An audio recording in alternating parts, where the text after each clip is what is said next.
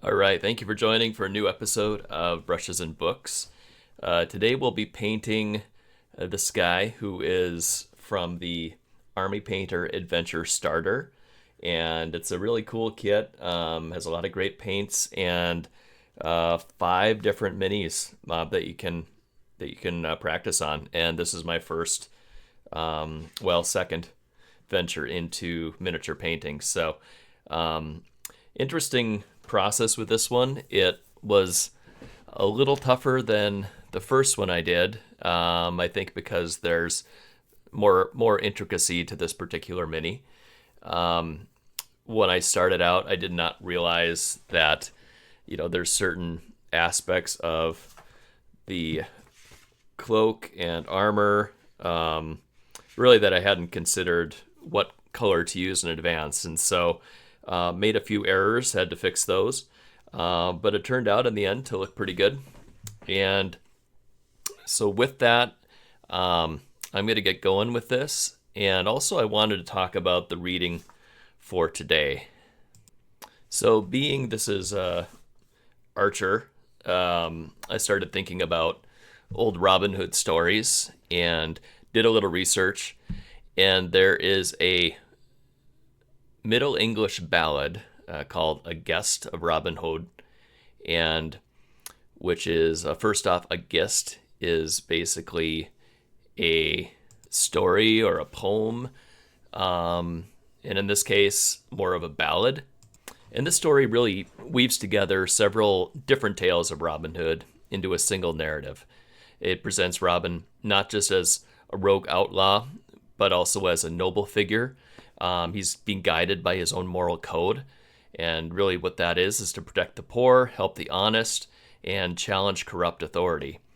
And the poem is structured into 8 parts, or fits, and covers themes of justice, loyalty, archery, charity, betrayal, and ultimately death. And so the tale opens by introducing Robin Hood and his band of merry men, and especially Little John, Much the Miller's son, and Will Scarlet, living in Sherwood Forest. And Robin refuses to eat until he can share a meal with a traveler of noble standing. So soon a sorrowful knight named Sir Richard at the Lee arrives, and Robin invites him to dine and learns that the knight has mortgaged his lands to pay a debt after his son killed a man in a joust. And moved by the knight's honesty and misfortune, Robin lends him £400 with no interest and sends him home with fine clothes and a horse. Meanwhile, Robin continues to provoke the sheriff of Nottingham through archery contests and ambushes, and one notable episode involves a disguised Robin winning a shooting match and splitting his opponent's arrow, which is really an iconic moment in the Robin Hood lore. And these contests underscore his unmatched skill as an archer and also his willingness to outwit authority on their own terms. So the knight, true to his word, returns to repay Robin, even though the corrupt abbot and sheriff expected him to default so they could seize his lands. And when they discover Robin's interference, they get angry. And later in the tale, King Edward hears of Robin Hood and decides to capture him. He disguises himself and travels into the forest, and Robin, not recognizing the king, treats him with honor and stages an archery contest in his presence. And when the king reveals himself, Robin humbly submits, but requests a royal pardon for himself and for his men. The king agrees, and Robin briefly joins the royal court. However, he grows restless and returns to the forest life. And the final section recounts Robin's tragic death. Seeking healing, he visits the priory at Kirklees, where the prioress, in league with her lover, Sir Roger of Doncaster, betrays him. So she bleeds him excessively, leading to his death. In his final moments, Robin calls for Little John and asks to be buried where his last arrow lands. John mourns deeply but honors his request. The Gest ends by reaffirming Robin Hood's place in legend, an outlaw who stood for justice, honored his promises, and lived and died by his own code. He is remembered not just as a rebel, but as a champion of the poor and a true yeoman hero. So the following readings are from Harvard's Geoffrey Chaucer website, and it is a regularized version of a Gest of Robyn Hode, and it is from the English and Scottish Popular Ballads, which was edited by Francis James Child, Boston, 1884 to 1898. And we will open with the first fight, I believe it's called. And here we go. Lith and listen, gentlemen, that be of freeborn blood, I shall you tell of a good yeoman, his name was Robyn Hode. Robin was a proud outlaw, whiles he walked on ground, so courteous an outlaw as he was one, was never none found. Robin stood in Barnesdale, and leaned him to a tree, and by him stood Little John, a good yeoman was he. And also did good Scarlock, and much the miller's son. There was none inch of his body, but it was worth a groom. Then bespake Little John all unto Robyn Hode, Master, and ye would dine betimes, it would do you much good. Then bespoke him, good Robin, to dine have I no lust, till that I have some old baron, or some uncouth guest, that may pay for the best, or some knight, or some squire that dwelleth here by west. A good manor then had Robin, in land where that he were. Every day ere he would dine, 3 masses would he hear. The one in the worship of the Father, and another of the Holy Ghost, the third of our dear Lady, that he loved all their most. Robin loved our dear Lady, for doubt of deadly sin, would he never do company harm than any woman was in. Master then, said Little John, and we our board shall spread. Tell us whither that we shall go, and what life that we shall lead. Where we shall take, where we shall leave, where we shall abide behind, where we shall rob, where we shall reave, where we shall beat and bind. Thereof no force, then said Robin, we shall do well ye now, but look ye, do no husband harm that tilleth with his plough. And more ye shall no good yeoman that waketh by green shaw, nor no knight, nor no squire that will be good fellow. These bishops and these archbishops ye shall them beat and bind. The high sheriff of Nottingham, him hold ye in your mind. This word shall he behold, said Little John, and this lesson we shall lear. It is far day, God send us a guest, that we were at our dinner. Take thy good bow in thy hand, said Robin, late much wend with thee, and so shall William Scarlock, and no man abide with me. And walk up to the sales, and so to Watling Street, and wait after some uncouth guest, up chance ye may them meet. Be he earl, or any baron, abbot, or any knight, bring him to lodge to me, his dinner shall be dight. They went up to the salice, these yeomen all 3, they looked east, they looked west, they might no man see. But as they looked into Barnesdale, by a Durham street, then came a knight riding, full soon they did him meet. All dreary was his semblance, and little was his pride. His one foot in the stirrup stood, the other waved beside. His hood hanged in his eyen too. He rode in simple array. A sorrier man than he was one rode never in summer day. Little John was full courteous, and set him on his knee. Welcome be ye, gentle knight, welcome are ye to me. Welcome be thou to greenwood, heend night and free. My master hath abiden you fasting, sir, all these hours thee. 3. Who is thy master? Said the knight. John said, Robin Hood. He is a good yeoman, said the knight. Of him I have heard much good. I grant, he said, with you to wend my brethren all in fear. My purpose was to have dined today at Blythe or Doncaster. Forth then went this gentle knight with a careful cheer. The tears out of his eyes ran and fell down by his leer. They brought him to the lodge door, when Robin him did see, full courteous did off his hood, and set him on his knee. Welcome, Sir Knight, then said Robin, welcome art thou to me.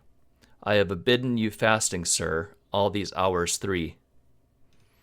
Then answered the gentle knight, with words fair and free, God thee save, good Robin, and all thy fair my knee.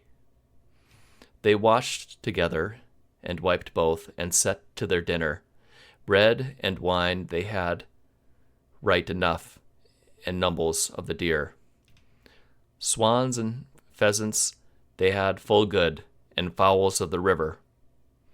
They failed none, so little a bird that ever was bred on briar. Do gladly, Sir Knight, said Robin. Gramercy, sir, said he, such a dinner had I not of all these weeks 3. If I come again, Robin, here by this country, a good dinner shall I thee make, as that thou hast made to me. Gramercy, knight, said Robin, my dinner, when that I had have, I was never so greedy, by dear worthy God, my dinner for to crave. But pay ere ye wend, said Robin, methinketh it is good right. It was never manner, by dear worthy God, a yeoman to pay for a knight. I have not in my coffer, said the knight, that I may proffer for shame. Little John, go look, said Robin, nor let not for no blame. Tell me truth, then, said Robin, so God have part of 3. I have no more but 10 shillings, said the knight, so God have part of me. That was lines 1 through 39, and so what's happening here? So the ballad begins by calling on noble listeners to hear the tale of Robin Hood. And again, Robin is characterized as a proud and courteous outlaw, known for his honorable ways. Standing in the woods of Barnesdale with his companions, and so I know we mentioned earlier Little John, Scarlock, and Much the Miller's son, and Robin expresses that he will not eat until he dines with a noble guest who can afford to pay. And Robin is portrayed as religious and principled. He hears 3 masses daily and refuses to harm women or hardworking farmers. However, he holds deep disdain for corrupt church officials and the Sheriff of Nottingham, encouraging his men to target such figures. And Robin sends his men to watch the road for a suitable guest.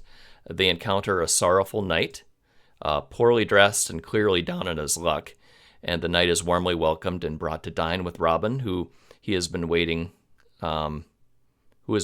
for such a guest. And though treated to a lavish meal, the knight does admit he can offer only 10 shillings in payment, and Robin gently insists on payment out of principle, noting that it is not proper for a yeoman to pay for a knight, but he also shows no anger when the knight confesses his poverty. And the interesting thing about this passage is it blends outlaw adventure with chivalric courtesy, highlighting Robin Hood's generosity, religious devotion, and resistance to unjust authority, establishing him as a hero to the oppressed. This next section will be from the third fight, which is in regards to the archery contest. And it begins the same way, Lith and Listen, which is interesting. I know very little about this era of poetry and ballads, so I may have to look into that. But and so begins the third fight. Lith and listen, gentlemen, all that now be here. Of Little John that was the knight's man, good mirth ye shall hear. It was upon a merry day that young men would go shoot Little John fetched his bow anon, and said he would them meet. 3 times Little John shot about, and always he slit the wand. The proud sheriff of Nottingham by the mark did stand. The sheriff swore a full great oath by him that died on a tree. This man is the best archer that ever ye saw, I me. Say me now, wit young man, what is now thy name? In what country were thou born? And where is thy wanting wain? In Holderness, sir, I was born. Why is all of my dame? Men call me Reynolds Green when I am at home. Say me, Reynold Greenleaf, would thou dwell with me? And every year I will thee give 20 mark to thy fee. I have a master, said Little John, a courteous knight is he. May ye leave get of him, the better may it be. The sheriff got Little John 12 months of the night. Therefore he gave him right anon a good horse and a white. Now is Little John the sheriff's man, God lend us well to speed. But always thought Little John to quit him well his meed. Now so God help me, said Little John, and by my true loyalty, I shall be the worst servant to him that ever yet had he. It fell upon a Wednesday, the sheriff on hunting was gone, and Little John lay in his bed, and was forgot at home. Therefore he was fasting till it was past the noon. Good Sir Steward, I pray to thee, give me my dinner, said Little John. It is long for Greenleaf fasting thus for to be. Therefore I pray thee, Sir Steward, my dinner give me. Shalt thou never eat, nay drink, said the steward, till my lord be come to town. I make mine a vow to God, said Little John, I had never to crack thy crown. The butler was full uncourageous, there he stood on floor. He start to the buttery, and shut fast the door. Little John gave the butler such a tap, his back went nearer in 2. Though he lived 100 year, the worse should he go. He spurned the door with his foot, and went upon well and fine, and there he made large livery, both of ale and wine. Sith ye will not dine, said Little John, I shall give you to drink, and though ye live 100 winter, on Little John ye shall think. So this section was lines 144 through 162, and we did skip some sections, but I wanted to cover this part of the story. And so where we left it with the knight was basically the knight promised his loyalty after the assistance that Robyn provided. And one of those areas of assistance was forgiving the knight's debt. And so, but as part of his repayment or alliance, the knight allows his manservant Little John to enter the service of the sheriff of Nottingham, who is Robyn's enemy. And Little John accepts this, and he does have a hidden agenda, which is to infiltrate and sabotage the sheriff from within. And so the tale shifts focus to Little John, now disguised under the name Reynold Greenleaf. And during an archery contest, John impresses the sheriff of Nottingham by splitting the target multiple times. The sheriff, unaware of John's true identity, offers him a generous position in his service, and feigning loyalty, Little John agrees, so long as he receives permission from his supposed master, the knight. The sheriff secures John's release, and John formally enters the sheriff's household, all while planning mischief. John vows to be the worst servant the sheriff has ever had, and when the sheriff goes hunting and leaves John behind, the steward refuses to feed him until the sheriff returns. Hungry and angry, John violently assaults the butler, kicks down the pantry door, and helps himself to the sheriff's food and wine. He mockingly promises they'll remember Little John for the rest of their lives. And so some key themes and tone in this section, it's trickery and infiltration. Know that John is clever and adds some sense of comic rebellion. But also there's the theme of class and power. John humiliates the sheriff's household as payback. And then lastly, some justice through rebellion. And although his actions were violent, they align with the ballad's theme of resisting corrupt authority. And this episode highlights Little John's loyalty to Robin and his clever defiance of the sheriff, setting the stage for further trouble within Nottingham's ranks. And this last section talks about the end of Robin Hood, and we'll start with line 436. This is in Fight the Eighth. Robin saw young men shoot, full fair upon a day. Alas, then said good Robin, my wealth is went away. Sometime I was an archer good, a stiff and eke a strong. I was counted the best archer that was in merry England. Alas, then said good Robin, alas, and well a woo. If I dwell longer with the king, sorrow will me slay. Forth then went Robin Hood, till he came to our king. My lord the king of England, grant me mine asking. I made a chapel in Barnesdale, that seemly is to see. It is of Mary Magdalene, and thereto would I be. I might never in the 7 night no time to sleep nor wink, neither all these 7 days, neither ate nor drink. Me longeth sore to Barnesdale, I may not be there fro, barefoot and world-ward. I have height thither for to go. If it be so, then said our king, it may no better be. 7 night I give thee leave no longer to dwell for me. Gramercy, lord, then said Robin, and set him on his knee. He took his leave full courteously to Greenwood. Then went he. When he came to Greenwood in a merry morning, there he heard the notes small of birds merry singing. It is far gone, said Robin, that I was last here. Me list a little for to shoot at the dun deer. Robin slew a full great hart, his horn then did he blow, that all the outlaws of the forest that horn could they know, and gathered them together in a little throw. 70 of white young men came ready on a row, and fared it off their hoods, and set them on their knee. Welcome, they said, our dear master, under the greenwood tree. Robin dwelled in Greenwood 20 year a two, for all dread of England, of Edward our king. Again would he not go. Yet he was beguiled in ways through a wicked woman, the prioress of Kirkesley, that nigh was of his kin. For the love of a knight, Sir Roger of Donkesley, that was her own special, full evil may they thee.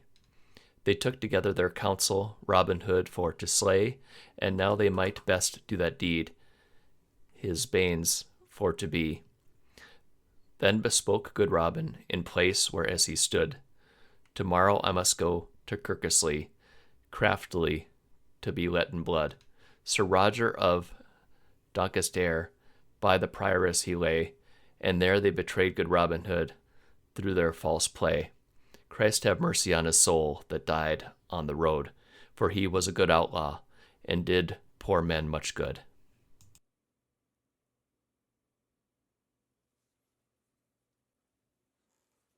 And with that, I just wanted to share that I truly did enjoy learning about one of the original Robin Hood ballads or texts, and just seeing how that may have influenced some of the screen depictions of the story throughout the years. So hope you enjoyed. Just wrapping the miniature up right now, and feel free to like and subscribe, and I'll be back hopefully next week with another video. So thank you.